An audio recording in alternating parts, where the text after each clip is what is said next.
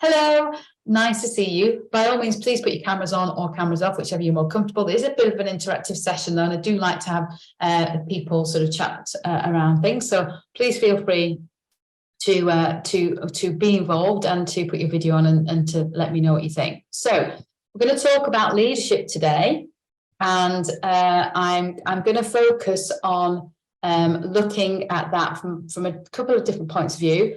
But why am I the person that should be talking about leadership for you? Well, I am the Deputy Chair of the Institute of Leadership and Management, and I am a senior director level individual that works with businesses in terms of non-exec director roles. I'm a coach and a relationship manager with the AGP. I've been in senior positions for over 20 plus years. And so leadership sort of A is my passion, but B is part of what I do every single day. So hopefully my experience will be transmitted to yourself, and we can exchange some knowledge, and we'll have a good fun talking about leadership. We're going to look at how leadership has changed and why leadership needed to change over the last few years. The difference between leadership and management, there is a difference, and we'll talk about that.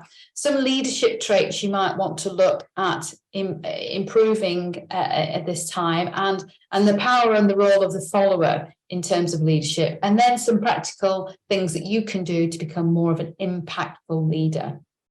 Let's set the scene a little bit, shall we? What's going on at the moment, and why is it really important that we have extraordinary leaders?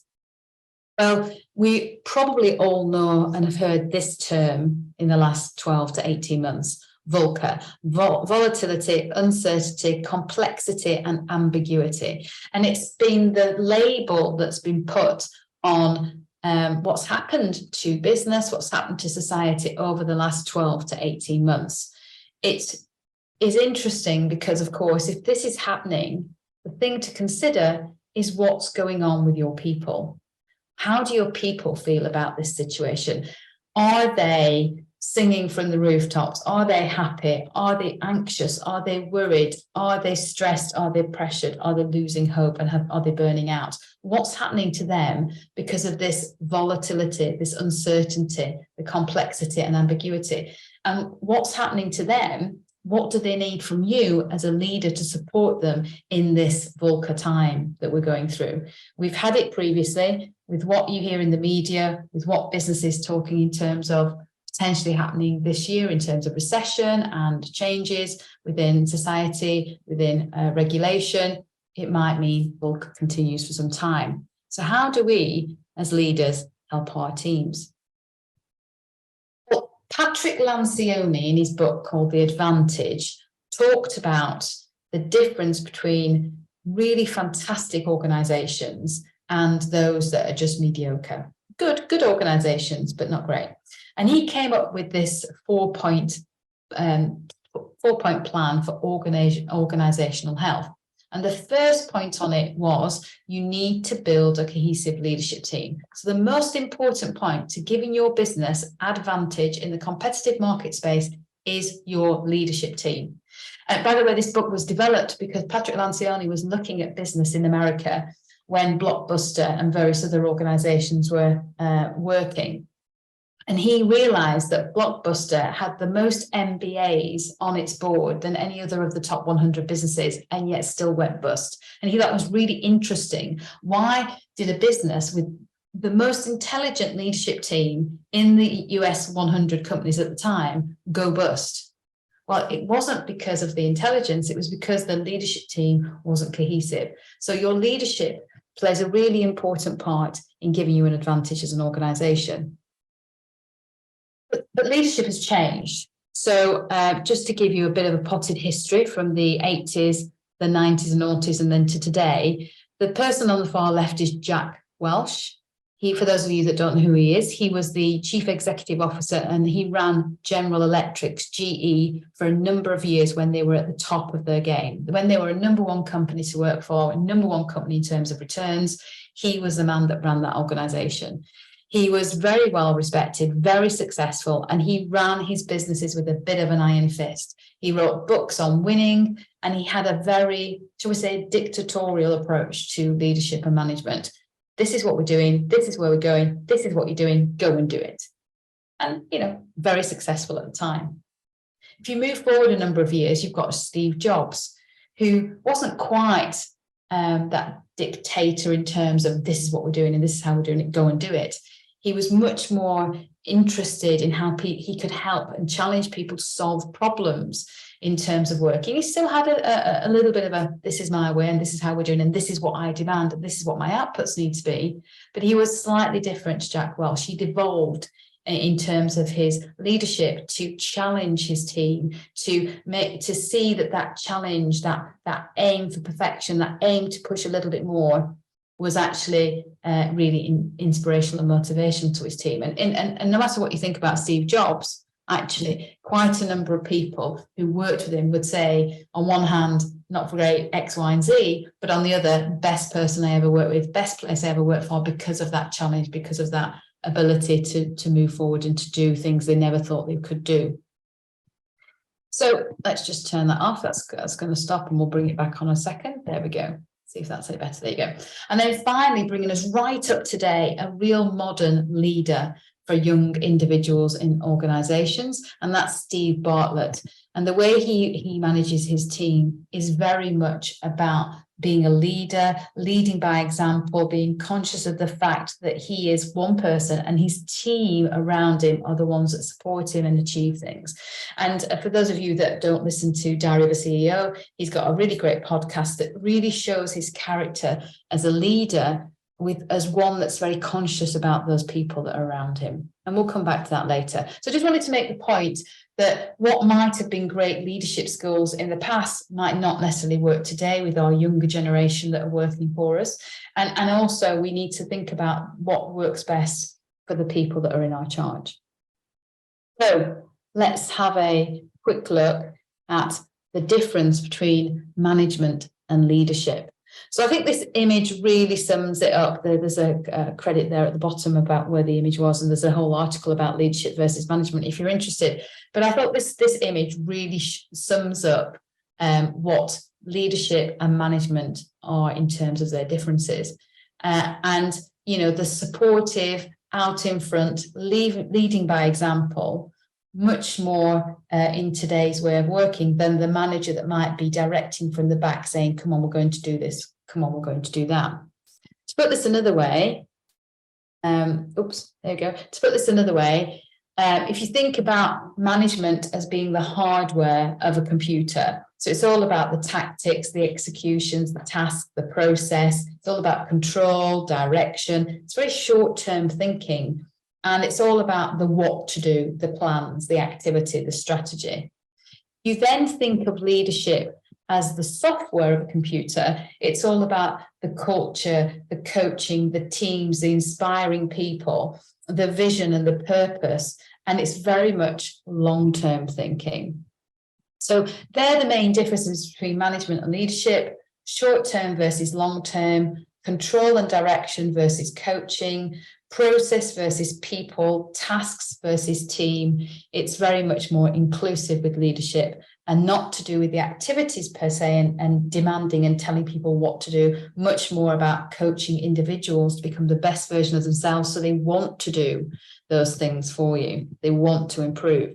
And just a little quote from Simon Sinek here that I think is really good. It's about releasing the passion in the people that are in our charge. So we as leaders need to help that individual understand what's going on, take a bit of control and decide what they want to be passionate about, decide what they're motivated to do, and then go and do their best version of themselves that they can be. So they give more of themselves to their work. They're then more motivated. They have more purpose, more motivation, they have more passion, more motivation, etc., etc. That's our job as leaders, is to help them do that.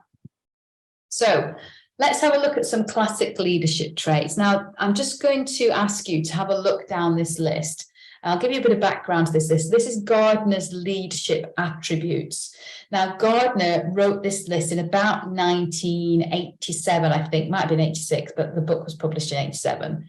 And as you can see, there's a list of traits that he thought were classic leadership traits. Now, he developed this list by actually looking at the top 100 leaders in the UK FTSE 100. At the time, there wasn't a single woman on that list. They were all male leaders. And I think that's quite important just to have a look at the type of skills that he thought leaders needed to have. And that he got them because he asked the top 100 leaders, he looked at them, he studied them, he asked them lots of questions, and this was a list of traits that he came up with. And if you think about it, it is quite male-orientated, quite assertive, self-confident, decisive, stamina, intelligence, judgment. You know, there's quite a lot of male-orientated traits there. Conversely, at the same time, a couple of researchers called Coos and Prosner asked a different question about leadership. They asked followers of great leaders what people wanted in their ideal leader. And if you look at this list, so this is created from the follower's point of view. And if you look at this list, you'll see that actually they talk about forward-looking, inspirational, fair-minded, supportive, broad-minded, intelligent. These are, in my opinion, more female-orientated or slanted traits of leader. And I think that's important because that also is demonstrated in that potted history I just gave you from Jack Welch maybe to Steve Bartlett. It's a really interesting, sorry, excuse me a second. I seem to have lost you all. So I'm just going to check that I am still on screen. Can you hear me? Elisa, are you there? Yeah, we can hear you. You can still hear me. Okay, I've just lost all imagery now. So I'm just going to carry on talking. Thank you ever so much, whoever said that. I appreciate it. That's okay. If I ask a question, just keep you in mind. Would you mind just responding back to me? That'd be wonderful. Thank you. Okay. Oh, yeah. So I think this is really important because I think if we look at that potted history again, bringing those two things together, the 1980s, 1990s was very male orientated in leadership traits. But actually, if we come up to the modern era with Steve Bartlett, we are looking much more at dependable, intelligent, supportive, competent, inspiring individuals. So just have a think about those traits. Both of them are, leadership traits. Where do you sit at the moment? And where do you think you should be sitting to help your team in this VUCA times, in this extraordinary times of going through? What do they need from you?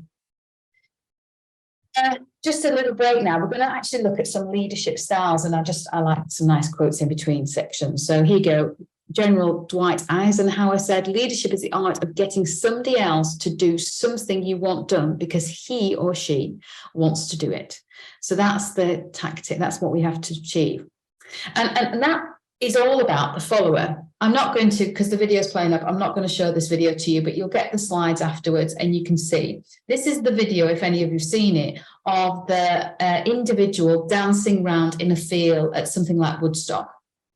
And the commentary goes that the person dancing around is dancing around, really enjoying some, absolutely throwing some shapes to the wind, really, really, really loving what they're doing. And the follower, the person dances there for probably a good 3 minutes. And then a follower arrives. It takes 3 minutes, though, for this follower to arrive. And that follower then starts dancing with the first person that dances. That follower dances for a little while, and then probably about a minute and a half later, a second follower comes. And then within 60 seconds, a third and a fourth and a fifth. And within another minute, you've probably got 40 or 50 people dancing. Now, you see, it wasn't the first person dancing that created this movement. It was the follower, the first follower and the second follower. The point of the story is that you can't be a leader unless somebody is prepared to follow you. And so you have to think about what your followers want. You have to think about how you are behaving for your follower. Who is your first follower? Who is the person that's going to come with you and show everybody else that it's okay? After about 7 minutes, by the way, so the first 3 minutes, the person was dancing on their own. Actually, after about 7 minutes, you're actually unusual if you're sat down, because everybody in the field is dancing because of this one follower that made it okay to follow the leader. So just have a think about that in your organizations. Who are your followers? Who is the person that's going to come to meetings and stand up first of all and be with you? The person that's going to ask the first question, the person that's going to say this is okay, the person that's going to make it okay for everybody else to follow the pack. You need to keep good care of that person and make sure you're developing them. So the Institute of Leadership and Management have 5 dimensions of leadership. And one of the ways you can make really great impact with your team is to look at these 5 dimensions in your own leadership style and see how much of them you're doing. How authentic are you? How much vision do you give? Do you give them a future? Do you get them excited about what the future state of the organization is going to be? How do you achieve? How do you celebrate, your achievements? What ownership do you give others, and how do you collaborate? Again, just something for you to think about with regards to your leadership style. Which of these might need a little bit of support and personal development? Are you as authentic as you can be as a leader, or is that something you want to improve? Actually, in these uncertain times, maybe you need to be more confident and comfortable inspiring the future vision, showing them that actually it is going to be okay in the future and you do know where we're going and it's going to be fine. Susan Prosner decided with their leadership traits that followers wanted to develop a leadership model called the Leadership Challenge. And it's got 5 elements: modeling the way, inspiring a shared vision, challenging the process, enabling others to act, and encouraging the heart. You can see the comparison to and the similarity to the TILM dimensions. And within these models, they talk about various things. So modeling the way is all about understanding your authentic self, understanding your values, how you behave, and how that comes across to your business, and then showing your team what you want from them, leading by example. Inspiring a shared vision is making the future come alive. It's making them excited. It's showing them it's going to be okay. It's showing them the future path, saying and acting and being in a place where that they can see the future, the hope is there. Challenging the process is all about getting them to experiment, to be motivated, to be curious about what's going on, to be constantly improving. Enabling others to act is actually to show them that you can remove barriers for them. You can help them build relationships so that they can feel safe within the team, be vulnerable within the team, and still act together as one unit and get things achieved. And then, of course, encouraging the heart is all about celebrating their achievements and getting that momentum for them to want to do more. So that's the leadership model. So what we've got here is got dimensions of leadership that the Institute of Leadership and Management say are areas that leaders need to be aware of, be developing, be working within these spheres. We have Coos and Prosner that talk about how you can develop your own leadership skills and abilities through 5 different modules and areas to focus on. And then we've got leadership styles. So I won't read these, you can read them yourself, but just to say that there are 10 leadership styles that are documented, discussed, talked about across many business books and leadership articles on the Harvard Business Review and the like. And really the idea of this is just to see where your default is. What kind of leader are you as a default? It doesn't mean you have to stay in that leadership style. It actually doesn't mean that you have to just have one. You know, if you think about one of our most famous servant leaders, I would say the Queen was one of our most famous servant leaders. She was very good at serving and showing people that connection to a purpose, that connection to a society would keep you focused, will keep you on the straight and narrow. But each of these leadership styles has a little bit of a tendency to do something that's not necessarily what we want. If you see there with the laissez-faire leadership, it's great, it helps the team make decisions, it gives a lot of ownership, but actually, although it creates trust, it can sometimes be a bit chaotic. So all these styles have their pros and cons. And here's the other 5.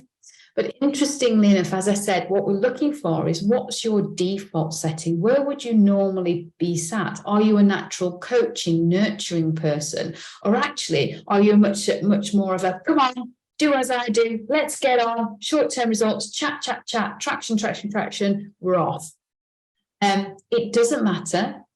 It's important to understand what you are and who you are to give the best authentic leadership. But what's really important is understanding what your team need from you. If you're going through uncertain times, your team might need much more of a transactional leader, somebody who focuses on what matters, helps them decide what to do and rewards and gives recognition for the job that's then done, because they need that security, they need that control. But actually, if you're with a younger organization, you might need to be more nurturing and coaching in your style, because they need to be engaged and they want to build their skills, their knowledge, their mindset in business. So the leadership style, I'll just chop for you for a moment, whatever that might be, it's about understanding where your default might be. What you might want to say is, my natural inclination would be towards X, but then B, it's understanding what does your leadership team need at the moment. And that will depend on your organization, what's happening, what's changing, where you are in your strategy, and also what's happening to you as a business and an industry. So they are all areas of leadership.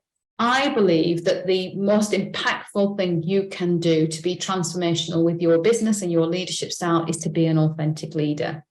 And there are 4 areas that really help with that: self-awareness, trust building, supporting and challenging individuals, and then your integrity and ethics. So Simon Sinek put it best. Many of you have probably seen this before, when he said the most important thing that a leader in an organization understands is why you do what you do. What is the purpose of the organization? What is the reason for getting out of bed in the morning? And then the second most important is, how do you do what you do? These are the behaviors, these are the values. So what are your personal values? What are the values of the organization? And how do those two things link? Well, there are 4 types of values. Many of you have heard me speak about this before. I think there's, first of all, permission to play. They're the things that go without saying morally. They're the ethics that you might sort of want to chat about. It's the respect, it's integrity, it's treating people like you want to be treated, it's honesty. Those things to me aren't really business advantageous values. They're basically unsaid things that have to happen. You shouldn't be in business if you haven't got them stuff. Then you've got accidental values. These are things that develop over time because of habits and activities, like, for example, playing foosball at 4 o'clock on a Friday.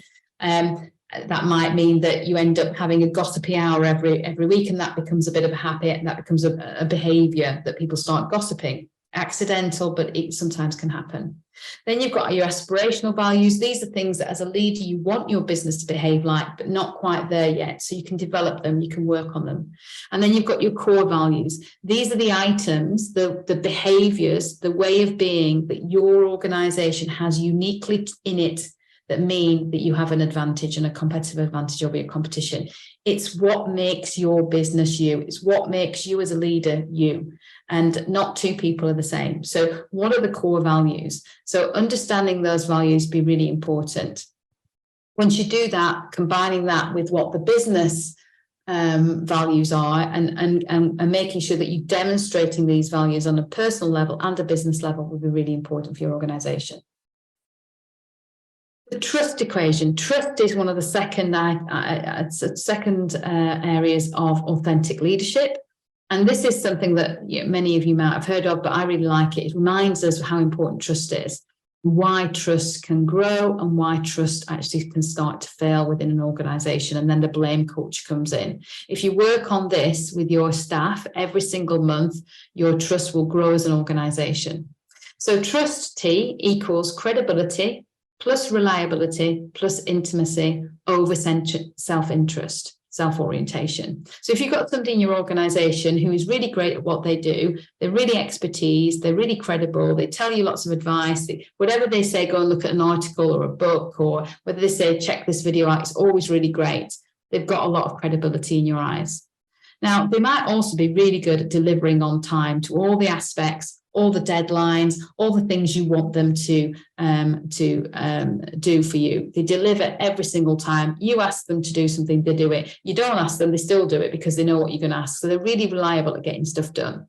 And you've known them for many months, many years, and you spend a lot of time together. You know what makes each other's tick. You have an intimate professional relationship. So you know each other well in a work context. Now, if all those scores are high, if all those things are tick, tick, tick, yes, yes, yes, then you're going to have a high score. If that person then puts the business in front of themselves, it remains a high score. If they put themselves in front of the business, then that basically reduces the trust rating. So if you think about somebody you trust at the moment, they will be credible, reliable, and you'd have a great relationship with them. And they probably don't talk very much about themselves or put themselves in front of you very often. It's a very balanced relationship, or they might put you in front of them. If you think of somebody maybe that your trust has started to decline, or you've got a situation where you don't trust an organization anymore, it's probably because either their credibility or their reliability or the intimacy, the professional relationship you have with them has changed and it's declined. Or they've started putting themselves in front of you, in front of the business. So I take the trust equation once a month, and I talk and do a review of my team. And I say to myself, how credible have they been with me? How credible have I been with them? And I check on how good the relationship is. This is one of the things you can do that will make a really big impact in your leadership style and your team. You also need to support and challenge your team. And every human being in this world wants three things. We want lots of things, but we only need three things. And that is love, security, and belonging. We have to feel psychologically safe in our workplace, in our home environment, in our society, to feel that we can be and do our best work. And so as leaders, we have to give them security and show them belonging. And we have to show them the love by celebrating their achievements, by making them feel valued, by making them recognized in terms of what they're good at and what they can achieve. So if we can, as individual leaders, support and challenge our teams to feel this love, security, and belonging, that's great. One area of support and challenge is to help them grow. And learning is one of the biggest motivators for an individual. I'll come to the chat in a second. Okay, thanks, Shane. So one of the most important things we can do as a leader is help grow our team. And the GROW acronym is a really good model for those of you that don't know it. The first thing you do is in chatting with the team member is look for a goal. What's their goal? What's their motivation? What would they like to have achieved in a set period of time? Make sure that goal is SMART, specific, measurable, achievable, realistic, and timely, and set that goal. Then we have to look for the reality of the situation. Where are they currently against that goal? So say, for example, they want to become a member of your senior team. Okay, maybe they're middle manager at the moment. So what is the reality of that current position and how far away from that is the goal? Thirdly, we then talk to them about what opportunities there are within the business for them to learn new skills or demonstrate the skills they might need for this new role. And finally, you put a plan together to develop the way forward, how they can go about doing what they need to do to grow. Okay, so support and challenge, make sure your individuals are feeling psychologically safe, they understand they've got belonging and security, and they feel loved and valued in the organization. And once that happens, then you can use the GROW model to get them to be challenged.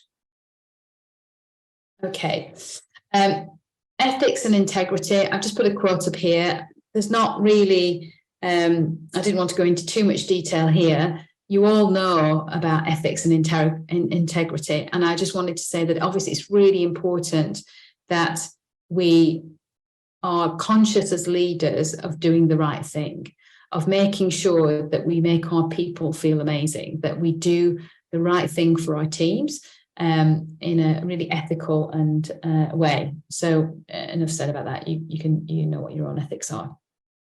So what are some things that you can do to become a more impactful leader?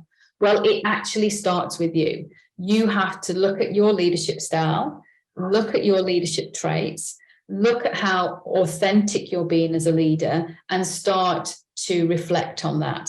How aligned are you with your personal values? How much effort are you going to in terms of matching those to the business values, to how the behavior of the organization is?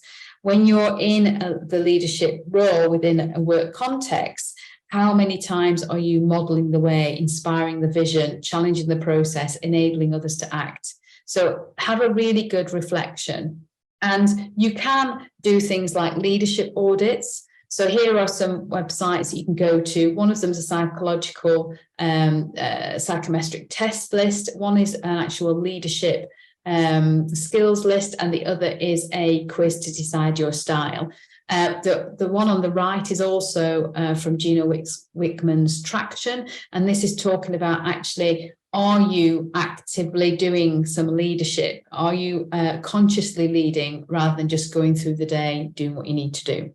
So first thing you can do to get more impact as a leader is understand where you are today, understand your type of leadership and what you want to work on more to become more impactful as a leader. You can also be conscious about elevating your leadership by delegating some of the things. Now, you've probably seen this matrix before.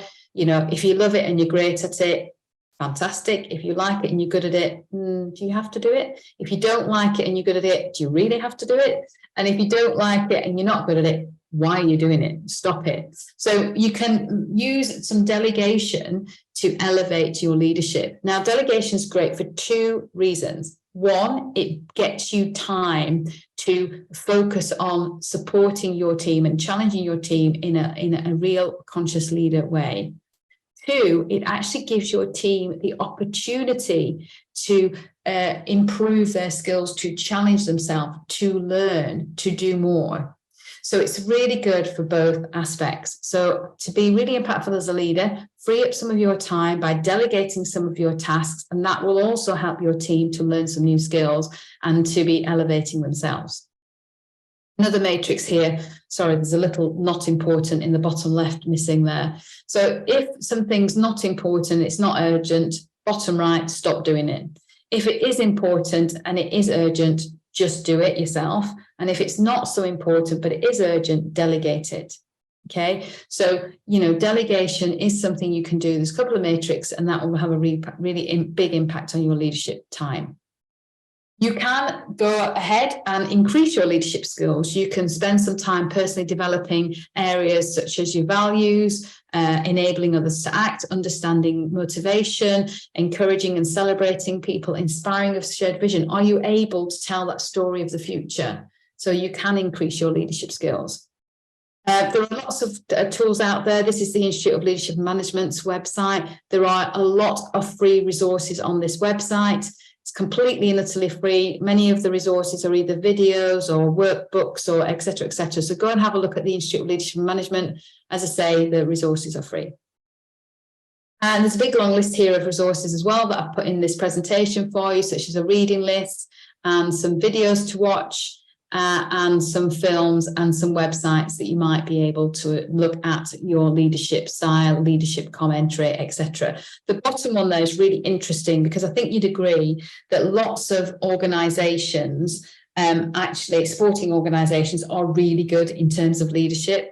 And Sport Wales developed a leadership framework a couple of years ago now. I'm a non-exec director of Swim Wales. And so we worked with this leadership framework. And I actually think as a framework for leadership, it's really good. So again, just some more resources there for you to have a look at leadership in the round sense. So that's me for the moment in terms of the presentation. Let me stop sharing for a moment and see if I can get back to seeing everybody. There we go. Okay. Any questions from where we are in terms of the presentation? We've got a bit of time left, I think. My video back. I don't think so. I was going to ask about like books and podcasts, but it seems like I think you had all those like things on the last slide. Yes. So yeah, I'd love to check all those out. They seem pretty interesting.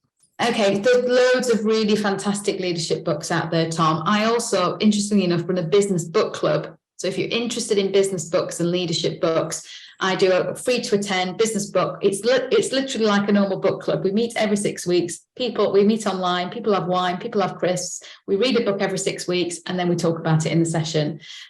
So if you're interested in that, I can just ask for my email address, which is on the bottom of the slides, and email me and I'll send you the details. In terms of leadership book, there are a lot of them. So I definitely recommend doing the audit first and trying to have a look at your leadership area and pick one area to develop first of all, because there's lots of different, so there's empowering leadership, connected leadership, there's, Simon Sinek Start With Why, or Leaders Eat Last, there's conscious leadership. I've read lots of them, and they're all fantastic in their own way. Like Sam Warburton, he wrote a leadership book. David Coulthard, Alex Ferguson, Leadership Through Sport. There's lots of them out there, but it depends on which aspect you want to sort of develop. So I do the audit work first, and then if you want any recommendations on, Nicola, I think this is the bit of leadership I need to improve, then please let me know and I'll send you a list of the books I think are appropriate for you. Awesome. That sounds really good. Podcast-wise, Diary of a CEO is really good. Simon Sinek has a podcast called A Little Bit of Optimism. They have a lot of leaders on that, and that's really good. They're my two that I listen to. And there's lots of YouTube videos on leadership, obviously. Awesome. Yeah, I did actually listen to a podcast. I think it was a very short one on Simon Sinek, and it was really, really good, really interesting. The way he kind of brings up, I think it was the vulnerability thing in the leadership model. And I think that's definitely very important, be it like allowing the people you work with to feel safe to ask you questions. And yeah. Definitely. And often that vulnerability, we have to demonstrate it first as leaders. So Patrick Lencioni, again, he wrote a book called The 5 Dysfunctions of a Team. Okay. And he basically said, it's written as a fable, like a story. And he basically said that actually there's 5 issues. And the bottom one, on the bottom of the pyramid that goes across everything in business, is trust. And if you do not have trust in your teams, you will not have the end result, because people will, if you don't have trust, people have artificial harmony, which means, for example, Tom, you and I are in a meeting and we agree we're going to do X, Y, and Z. And you come out, you don't trust me. You come out of the meeting and go, oh my God, Nicola's just said this. I'm not doing that. Right? So you've agreed in the meeting, which is artificial harmony. And then outside the meeting, you've gone, I'm not doing it. So you've got a lack of commitment. So no trust breeds artificial harmony, which breeds a lack of commitment, which breeds no accountability. So when we then go and do that thing and it doesn't work, you're going to go, well, I said I didn't think it was a good idea. Nicola wanted to do it. And that means then we're all focusing on checking our own, behinds, rather than the end result, which is what we should be focusing on. So trust is really important. So have a look at trust and building trust within your teams. But actually that starts with us. And for us to be vulnerable as leaders, we have to understand ourselves. We have to be authentic. So I think that's a really great area to look at in terms of leadership, first of all. Yeah, definitely. I'll check that out. That sounds great. Very, very interesting to think about it, trying to get people to, instead of telling them what to do, trying to, get them to enable themselves to want to do it. I think that's... Yeah. And how do you think you go about that, Tom? So if I said to you, Tom, we've got 16 websites to build, because I know, Tom, you're in a tech company, 16 websites to build in the next 2 days, go and do, you're going to be like, oh, really? Okay. Yeah. So how would I do that? How would I get you to be wanting to be motivated to do 16 websites in 2 days? What am I going to look at? Yeah, I think instead of it being like, oh, you have to do this work, it'd be like kind of phrasing it like, oh, I've come to you because, you're really good at this aspect, and trying to get them to, like, instead of saying, oh, you have to do this, saying, oh, you get to do this. I'm choosing you to do this job. I think that definitely would help.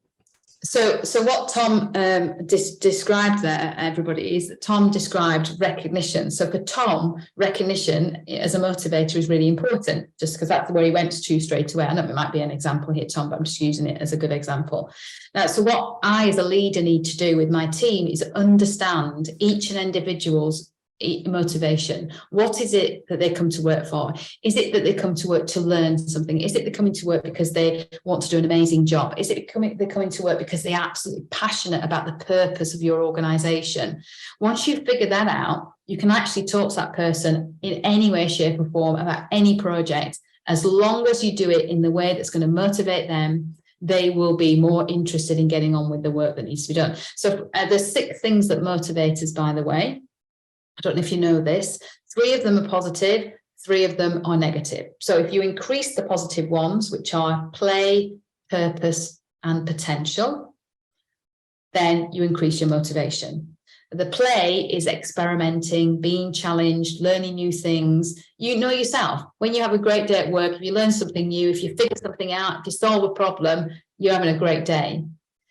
If you really absolutely are embedded in the purpose, so say, for example, you work in an organization that's got a long-term vision to help the homeless, or to change climate change, or sustainability, or to make business better for small business owners, something that you're really passionate about, then you'll be motivated to do it. Just think about the last time you were passionate about something that triggered your interest on the internet. I'm getting a bit obsessed with ChatGPT at the moment, and I'm just motivated to look at it because it's just interesting me, because I'm learning something new. And then finally, potential. So you might have the potential to do something really interesting in a role. So it might be potential from a point of view of career progression, or it might be potential in terms of, again, wanting to develop yourself in that way. So those 3 things, if you increase them for somebody, they'll be more motivated, they'll want to do more for you. Conversely, the 3 things that actually, if you increase them, detract from motivation, they are economic pressure, emotional pressure, and inertia. So if you've been sat in a job for a while and you don't feel like you've been moving forward, you'll actually feel a bit stuck in the rut, and that becomes very demotivating. So if you're doing the same things day in, day out, that might be okay for some people, but for other people, that might be a demotivator. It depends where they are. If you're doing things because of economic pressure, then you'll make different decisions, and motivation might not be in the right place. You only have to think about it. Maybe you've done something, you've taken a promotion or a job because of the salary that comes with it, but actually when you've got there and done the job, it's not been all it's been led up to be, and it's not really making you happy. And then finally, emotional pressure. So let's use grandma for this example. Your mum says to you, grandma wants to see you this weekend, and you've got loads of stuff on with your friends and your associates. But your mum's giving you a bit of emotional pressure because your grand's really important to you, and you go. Well, you go, of course you go and see your grandma. Doesn't mean you're motivated to do it. You might be doing it out of, loyalty, and you might be doing it out of, I have to. Yeah. So that's not what you want to do with any of your team. You want them to be motivated to do the work, not necessarily just have to do the work. Let me open up to other questions. Anybody else got other questions? Got a bit more time? Thank you, Tom, for that question. Great. Okay. As you can see, I could probably talk about this for a long time. Come on, somebody must have another question. I've got one. When you were looking at the 10 different types of leaders and what's important to them, when you have a leadership team, is it best to have a group that have similar leadership qualities and fit into certain types? Is it best to have a contrast, or? Okay, so I personally believe in mixed teams, in diverse thinking ways. So mixed teams in terms of gender, mixed teams in terms of social standing, mixed teams in terms of diversity of thinking. For me, the more perspectives you can have on your leadership team, great. But that's about perspective. That's about looking at what's out there, looking at how you're running the business, considering all your particular strategic options. However, once you've got that perspective, the one thing that has to happen as a leadership team is you have to act aligned. So you could have different styles, but when you act as a team, when you act as leaders, you have to act as one. So I think you can have somebody in your business that's quite coaching in their style, and actually having that in a dynamic leadership team would be really important. You can have somebody who's very much more pace setting and going, getting and done. That mix of leaders is great. But if you act together in terms of the values and the behaviours, you must be aligned on those. So it might be that, I'm trying to think of a great example. I think you're saying that you can't have, there can't be one person that says, I'm fully trusting you to do it in the way that you think is best, followed by the second person that says, do as I say and do as...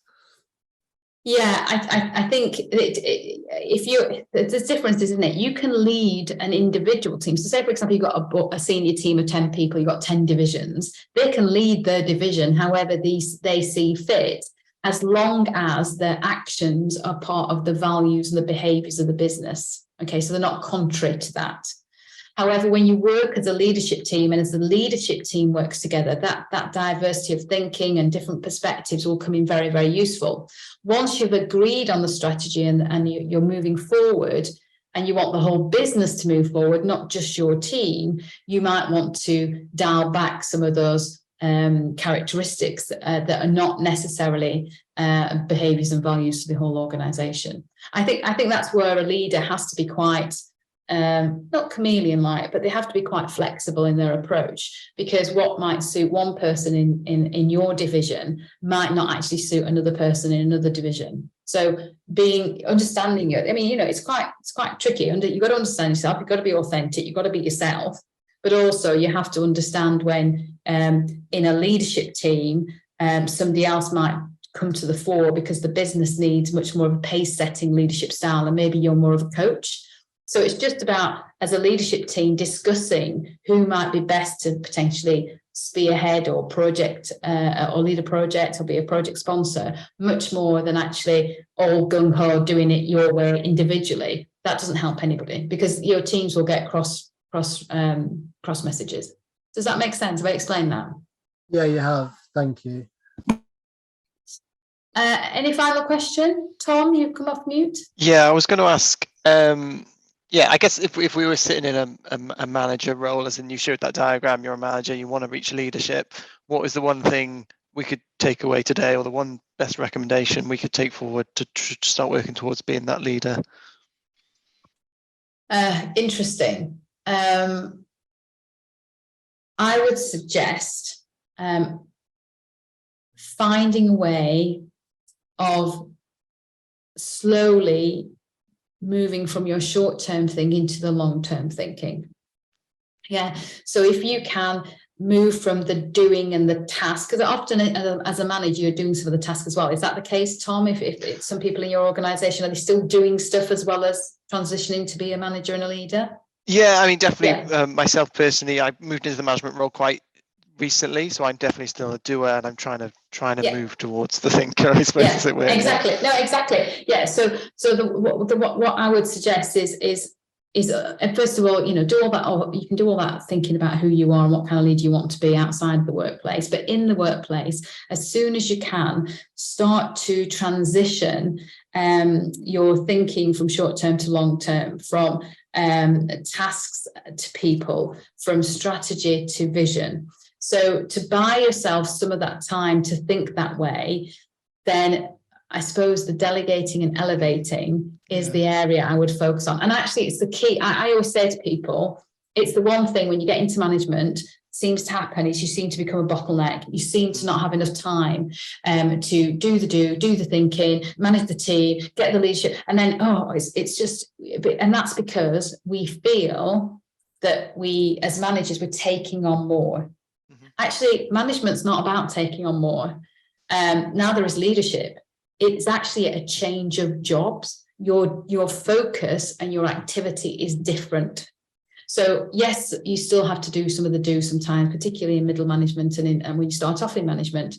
But as soon as you can possibly find a way of passing one task over, then the next quarter, and then the next quarter, the more you can find that time to start making yourself, redundant in the sense of I'm delegating so that I can elevate, that will then free you up to start doing some of that long-term leadership work that you need to do. Yeah. Okay. Yeah, makes sense. Thanks a It's lot. actually one of the most difficult things to do as well. Mm. Lots and lots of people get to the middle management area and become that bottleneck, become that challenge. I've been there, done it myself. Many, in fact, for many years, been that manager that just wanted to take everything, had to sign everything off, had to, so the more you can put delegated processes in place, you can delegate responsibility, that helps your team, gives them the opportunity to elevate, and also gives you the time to go and focus on the long-term stuff. Yeah. Okay. It's 5-2, Lisa. Are there any questions? No, there's nothing in the chat box now. So if anyone does think of anything after the presentation, you can always contact us or Nicola direct, or you can come through us at the AGP team. That's not a problem. We can forward those on to you. So yep, I think that's it. So thanks, Nicola, for all the information. Thanks, everyone, for joining. Hopefully we'll see you soon on another webinar, and keep a lookout for those forms for me coming through. That would be great. Thanks very much. Enjoy the rest of your day, everyone. Cheers. Thank you very much. Awesome. Bye. Thank you very much. Thank you, Nicola. Thank you. Bye, everyone.